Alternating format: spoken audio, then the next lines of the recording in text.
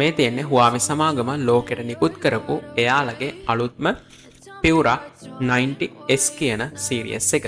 ඉතින් ඔයාලට බලා ගන්න පුළුවන් මේ වීඩියෝ එකෙන් එයාලගේ මේ ඩිවයිස් සීරීස් එකේ තියෙන කලර් සෙට් එක, ඒ වගේම එයාලා මේ වෙනුවෙන් කරපු ඔෆිෂියල් වීඩියෝ ට්‍රේලර් එක සහ මෙන්න මේ ඩිවයිස් වල කම්බිනේෂන් එක කොහොමද කියලා ඔයාලට මෙන්න මේ වීඩියෝ එකෙන් මේ විදිහට බලා ගන්න පුළුවන්. ඇත්තටම Huawei සමාගම මීට ටික කාලයකට කලින් චීනයට එයාලගේ Pura 90 සීරීස් එක රිලීස් කරා. හැබැයි S කියන මොඩල් එකක් යටතේ නෙවෙයි. හැබැයි එයාලා සිංගප්පූරුවේදී මීට ටික දවසක කලින් ලොන්ච් කරපු මෙන්න මේ වර්ල්ඩ් එකට නිකුත් කරපු මාස් මාකට් එකට නිකුත් කරපු මෙන්න මේ Huawei Pura සීරීස් එක ඇත්තටම S කියන මොඩල් එකක් යටතේ තමයි රිලීස් කරලා තියෙන්නේ. ඒක කරන්න ඇත්තේ කොහොමද කියලා සහ ඒක කරන්න ඇත්තේ මොකටද කියලා නම් දන්නේ නැහැ.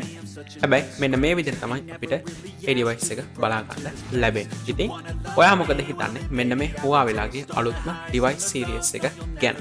ඉතින් දැන් ඔයාලට බලා ගන්න පුළුවන් එයාලා මේ ඩිවයිස් සීරීස් එක වෙනුවෙන් නිකුත් කරපු මෙන්න මේ සුපිරි වීඩියෝ මූවමන්ට් එකත්. ඉතින් ඒකත් මාරම විදිහට ක්ලියර් සහ ගොඩාක් පැහැදිලිව එයාලගේ ඩිවයිස් එකේ මාකටිං වලට යූස් කරලා තියෙනවා.